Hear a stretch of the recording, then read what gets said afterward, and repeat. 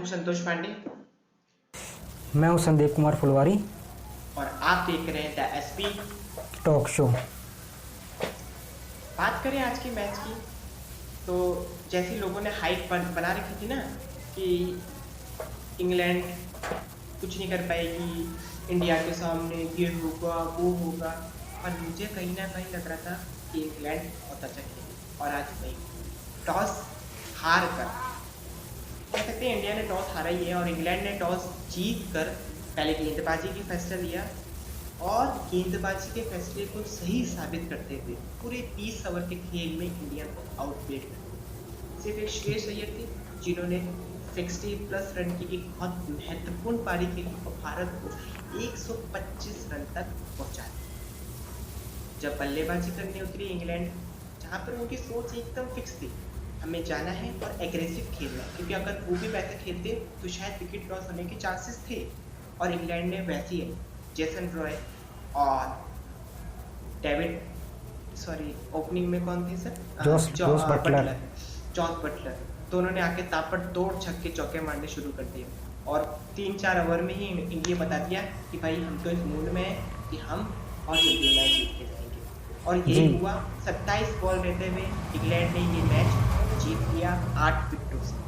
बिल्कुल बिल्कुल, ये तो बात होगी चलिए मैच की कि इंग्लैंड ने बहुत अच्छा खेल दिखाया और इंडिया ने बहुत बेकार खेल दिखाया, जिसका नतीजा ये हुआ कि इंडिया ये मैच हार गया। पर सबसे पहला जो क्वेश्चन बनता है ना, वो क्वेश्चन ये बनता है कि क्या ये सच में इंडिया की प्लेइंग 11 थी जो इस मैच को जीतने लायक थी? क्योंकि एक तरफ आप इंग्लैंड की टीम को देखिए, आप फिर नाम गिनते गिनते आप थक जाएंगे, और एक तरफ ये इंडिया टीम को देखिए क्योंकि आपने उन प्लेयर को बाहर बिठा दिया जो यार मतलब आप करना क्या चाहते थे। मतलब तो संदीप जी क्या है, मतलब क्या प्लेइंग 11 से सेटिस्फाइड थे, क्या नहीं थे, क्या चेंजेस थे, क्या होना चाहिए था पहले प्लेइंग 11 के लिए?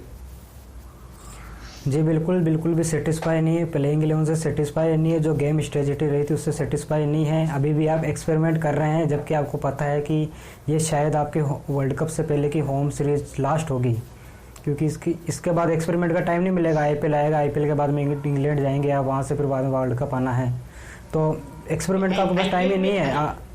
एक्सपेरिमेंट का आपके पास टाइम ही नहीं है। आईपीएल में आप एक्सपेरिमेंट के, क्योंकि आईपीएल में सब फ्रेंचाइजी से खेलते हैं तो कोई वहाँ पे सब बड़े बड़े बॉलर होते हैं, पर तो भी इंटरनेशनल पे खेलने का एक अलग दबाव होता है। बिल्कुल, क्योंकि वहाँ पे आप अपनी टीम के लिए खेल रहे होते हो। आईपीएल में आपके पास बहुत सारे ऑप्शन मिलते हैं, वहाँ पे आप बिल्कुल फ्रीली होकर खेलते हो, वहाँ आपके ऊपर उतना प्रेशर नहीं होता जितना कि इंटरनेशनल गेम का होता है। और वर्ल्ड कप आ रहा है तो आपके पास ये आखिरी मौका है। मतलब आपको क्या लगता है, मतलब मैं आपसे ये है कि अगर प्लेइंग 11 ये नहीं होती तो क्या होनी चाहिए? मतलब आप अगर इस प्लेइंग 11 में चेंजेस करते तो क्या लेकर आए? चेंजर जैसा कि नटराजन तो पहले इंजर्ड हो गए थे तो वो बाहर हो गए थे, तो अगर उनकी जगह देखा जाए तो मैं टीम को, जैसे शार्दुल ठाकुर, भुवनेश्वर कुमार सही हैं, मगर मैं यहाँ पे वॉशिंगटन सुंदर को टीम से बाहर करता और उनकी जगह एक फास्ट बॉलर को मौका देता, जैसे कि दीपक चाहर या नवदीप सैनी को।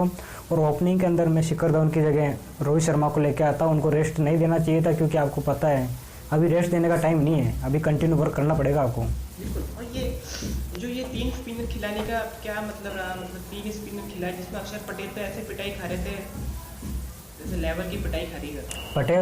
अक्षर पटेल ने पिटाई उतनी नहीं खाई जितनी कि युजवेंद्र चहल ने खाई थी। बहुत मजा लिया उन्होंने। युजवेंद्र चहल ने फ्लाइट फेंकते गए और वो फ्लाइट मारते गए। बिल्कुल, वो पहले बात इतना प्रेशर भी नहीं था, बैट्समैन भी बड़ा स्कोर नहीं था कि वो उतना भी इजीली ले पाए, इसलिए वो उनको इजीली मार पा रहे थे शॉर्ट सिलेक्शन।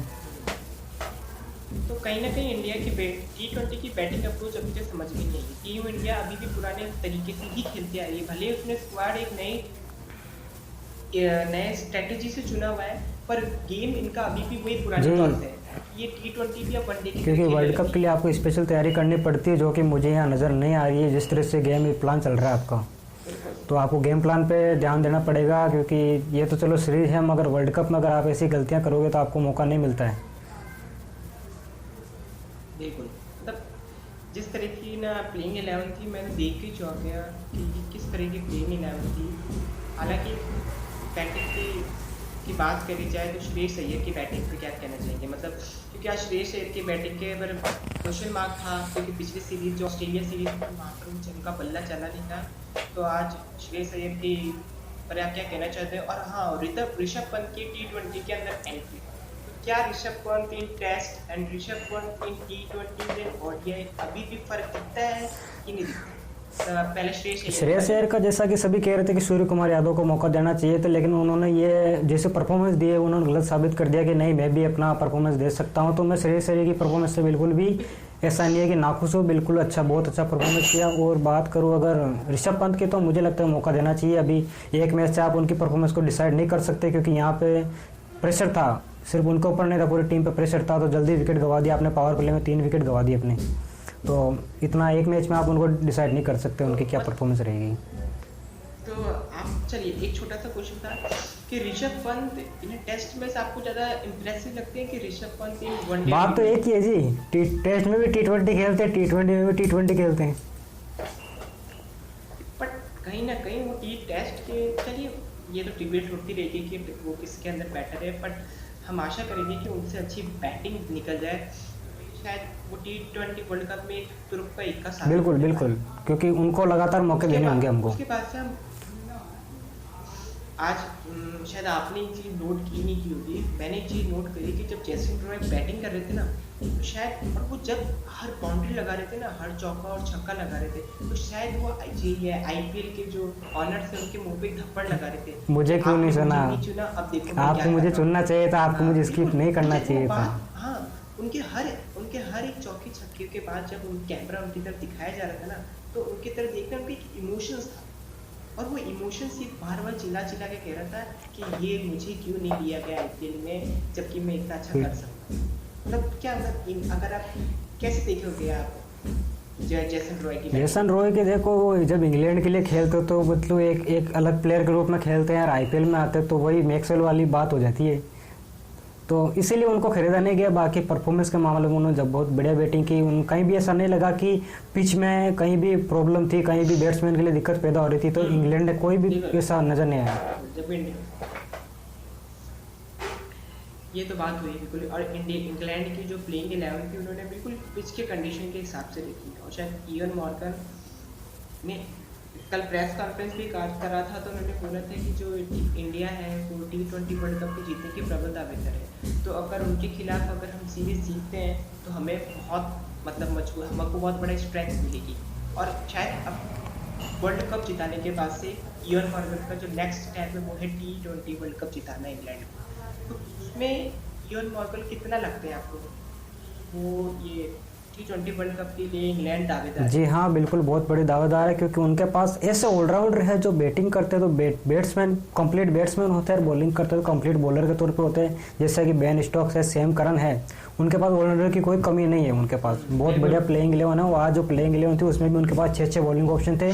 कहीं अगर कोई इंजर्ड भी हो जाता तो उनके कोई कमी नहीं है कि भाई उनके बॉलिंग कौन करेगा। इंडिया के अंदर हार्दिक पांड्या ने भी वापस से बॉलिंग शुरू कर दी है, लेकिन कब तक करेंगे क्या पता। इंडिया के बिल्कुल, अब मेरे ख्याल से इंडिया को मतलब सबसे पहले जो इंडिया की जो स्ट्रेटेजी थी फर्स्ट टेस्ट T20 के लिए, बिल्कुल समझ में नहीं आई कि इंडिया को फर्स्ट T20 अपने फुल स्ट्रेंथ से खेलनी चाहिए थी, जिसके थ्रू वो एक अच्छी टीम लेकर T20 वर्ल्ड कप में जाए। पर इंडिया ने सिर्फ, या तो मुझे ऐसा लगा कि कुछ लोगों को खुश करने के लिए या बिना फालतू के एक्सपेरिमेंट के चक्कर में आज अपनी नैया डुबाई। मतलब क्या, मतलब अब अगली टीम जब अगर आप अगले मैच होगा अगले जब भी अगला जो T20 होगा उसमें क्या प्रॉब्लम है आप देखते हैं, किसको आप हटाना बाहर निकालना चाहोगे और किसको अंदर लाना चाहोगे? मैं बाहर निकालना चाहूँगा, जैसे कि ग्राउंड तो सेम रहेगा तो और पिच भी वैसी ही रहेगी, ऐसा कोई ज़्यादा डिफरेंट रहेगा। मैं यहाँ पे बाहर रखना चाहूँगा सुंदर को और शिखर धवन को, उन दोनों को बाहर करके मैं यहाँ पे रोहित शर्मा और एक फास्ट बॉलर के तौर में नटराजन फिट होते तो नटराजन को लाना चाहूँगा, क्योंकि 4 बॉलिंग ऑप्शन आपके लिए सही रहेंगे। हार्दिक भी बॉलिंग में कंट्रीब्यूशन दे रहे हैं, स्पिनर 2 काफ़ी रहेंगे यहाँ पे। इस पिच पे कोई ज़्यादा ज़रूरत नहीं है इतनी स्पिनर की, तो मैं ये 2 चेंजेस देखता हूँ। तो आपको क्या लगता है कि ना सूर्य कुमार यादव या ईशान किशन को है ना इस T20 सीरीज में मौका मिलेगा? मौका मिल सकता है अगर अगले 3 मुकाबले इंडिया जीत जाए और सीरीज जीत ले, उसके बाद एक मुकाबला बचता है तो शायद वहाँ एक्सपेरिमेंट कर सकते हैं। मगर इन्होंने सीरीज स्टार्ट होने से पहले एक्सपेरिमेंट कर दिया आगे। बिल्कुल, सीरीज स्टार्ट करने से इनको 3 मैच जीतने के बाद से 2 मैचों में एक्सपेरिमेंट। अब यहाँ पे भारत को 3 मैचों में एक्सपेरिमेंट नहीं कर सकती, उनको एक फुल स्ट्रेंथ टीम के साथ उतरना पड़ेगा तो ही T20 सीरीज जीती, क्योंकि वनडे में इतना आपके पास, वनडे में तो आपकी एक फिक्स टीम है जो खेलेगी, T20 में आपको अच्छे खिलाड़ी भी चाहिए और वर्ल्ड कप के लिए टीम भी तैयार करनी पड़ेगी। और पावर हिटिंग के लिए बिल्कुल बिल्कुल पावर हिटर्स चाहिए। भारत के पास पावर हिटर्स की कमी है अभी, हालांकि लास्ट में नीचे में हार्दिक पांड्या आते हैं, पर मिडिल ऑर्डर में हमारे पास बिल्कुल पावर हिटर्स नहीं है, जो कि हार्दिक पांड्या जैसे पावर हिटर चाहिए, जडेजा जैसे पावर हिटर चाहिए। जडेजा हालांकि इंजर्ड है मगर वो टीम का हिस्सा रहेंगे वर्ल्ड कप की। हिटर्स चाहिए हमको जो कि वर्ल्ड कप की टीम में वो और ऑस्ट्रेलिया जैसे पिचर है उनकी इंपॉर्टेंस और बढ़ गई। रविंद्र जडेजा आज शायद टीम को मिस कर रही थी रविंद्र जडेजा को, बट वो जल्दी रिकवर भी करेंगे। ओडीआई सीरीज के अंदर आ सकते हैं उनका नंबर। आप क्या, एक मेरा लास्ट पॉइंट था कि युजवेंद्र चहल की बॉलिंग को क्या हो गया है, मतलब थोड़ी अब मेरे को ऐसा लग रहा है युजवेंद्र चहल एक आउट ऑफ सीरीज जा रहे हैं, मतलब जैसे कुलदीप बाहर हो गए थे धीरे धीरे कर करके, एक कुलचा की जोड़ी अब टूटने पर आ गई है। कुलचा तो ऐसे ही अलग हो गए, अब कुल तो बाहर ही हो गए और चा भी मेरे को जी बिल्कुल। जब एक टाइम था जब कुलचा की जोड़ी से हर टीम डरती थी, कुलचा जब आती थी बॉलिंग तो कुछ ना कुछ कंट्रीब्यूशन देती थी और एक मैच विनिंग नॉक करके जाते थे, दोनों बॉलिंग करके जाते थे। तो वो अभी कुलदीप तो जैसे बिल्कुल ओझल हो गए टीम से। और युजवेंद्र चहल ऐसा नहीं कह सकते हैं, युजवेंद्र चहल एक मैच के तौर पे आप उनको नहीं बरक सकते हैं, किस मैच में रन पड़ते हैं, किस मैच में विकेट मिलते हैं जी। एक मैच पे जज की बात कर ही नहीं रहे हम लोग यहाँ पर। अगर फर्स्ट ऑस्ट्रेलिया के T20 से बात करें तो दोनों फर्स्ट T20 तो मतलब ये कह सकते तो कंसेशन में आए, तो मतलब वो तो छोड़ ही दो, हालांकि उन्होंने परफॉर्मेंस अच्छी करी, बट पता नहीं को छोड़ के बाकी दो मैचों में उनकी परफॉर्मेंस इतनी अच्छी नहीं थी। फिर जब यहाँ पर आए, यहाँ पर भी उनको सेम हाल हो गया, तो थोड़ा लग रहा है। बट हाँ, मैं पीछे खड़े हैं, बहुत अच्छे खिलाड़ी हैं, ऐसी कोई बात नहीं है, वो फिर से अपनी फॉर्म कर लेंगे। और बिल्कुल ऐसे ग्राउंड में खेले हुए चीन के सामने ग्राउंड में, जहाँ पे ग्राउंड छोटे होते तो उनको आदत पड़ी। लेट्स सी कि कैसा होता है। और अगले मैच के लिए आपकी क्या स्ट्रेटेजी रहेगी, मतलब क्या आप चेंजेस देखते हैं, क्या आपको लगता है कि अगले मैच में क्या कारनामा करती है टीम इंडिया? मैं तो बहुत चाहता हूँ कि सूर्य कुमार यादव को मौका मिले, बट मैं श्रेयस अय्यर का मैं खुद बहुत बड़ा फैन हूँ श्रेयस, बट मैं चाहता हूँ कि ना सूर्य कुमार यादव को, क्योंकि यार बंदा बहुत में क्या इंडिया के लिए T20 वर्ल्ड कप। लेकिन आप उनको मौका देना चाहते हैं, मगर किसकी जगह देंगे? कोई स्लॉट है आपके पास? मैं उनको, मेरे पास हालांकि मेरे पास स्लॉट नहीं है, बट मैं चाहूँगा शायद अगर सूर्य कुमार यादव का कंपेरिजन श्रेयस अय्यर से होगा ना कहीं ना कहीं। लेकिन आप श्रेयस अय्यर को भी ड्रॉप, श्रेयस अय्यर, मैं ये कह रहा हूँ श्रेयस अय्यर ने बहुत अच्छी परफॉर्मेंस दी है, बहुत अच्छी परफॉर्मेंस दी है, बट दो भी एक होती ना कि जब दोनों बंदे लेवल के हो, बट एक क्या, एक 90 रन मारता है और एक शतक मार सकता है, शतक वाले हैं सूर्य कुमार यादव, और वो कंसिस्टेंसी कहते हैं बहुत अच्छी हिटिंग, बहुत अच्छी टक्कर करते हैं, और शुरुआत में अगर बॉल स्विंग भी कर रहा है, आउट स्विंग भी कर रहा है, और पिच कैसी थी बंदे में इतने है कि वो अच्छी तरह। हाँ वो भी बेस्ट। बिल्कुल ईशान किशन मेरे को अभी नहीं लगता है कि उनको मौका मिल पाएगा, क्योंकि ऋषभ पंत है, और ऋषभ पंत अभी इंडिया का मतलब कह सकते हैं सबसे बड़े पिलर है अभी फिलहाल इंडिया के टीम के, तो ईशान किशन की जगह नहीं बनती है, और कहीं ना कहीं सूर्य कुमार यादव को जगह मिल जाएगी। बिल्कुल। और सूर्य कुमार यादव को वैसे भी मौका मिलना मुश्किल है, क्योंकि श्रेयस अय्यर ने जिस पे परफॉर्मेंस दी उन्होंने, तो उनको ड्रॉप नहीं करेंगे, कंटिन्यू रखेंगे उनको।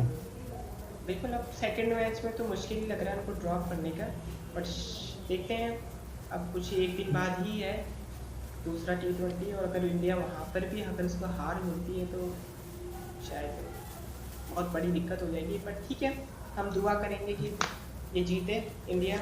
तो इसी के साथ आज का हमारा ये लाइव सेशन तो क्या बोलते हैं, ऑफलाइन सेशन, हमारा लाइव सेशन आपके लिए तो एक नॉर्मल वीडियो की तरह रहेगा। हमारे लिए लाइव सेशन है, आपके लिए ऑफलाइन सेशन था ये, बट आप देखोगे तो नेट पे ही। अगर वीडियो पसंद आए तो वीडियो को लाइक कीजिए, सब चैनल पे नए तो सब्सक्राइब कीजिए, और पांडे जी बताइए आगे क्या करना है। बस जो हमारे फुलवारी जी ने बोला बस उतना ही कर लीजिए, हमारे लिए तो बस इतना। हाँ, और एक बात और, हमारे में अगर कुछ कमियां हैं वीडियोस में बताइए। हाँ, तो इसी के साथ से tata bye bye, good bye, take care, well done okay. England.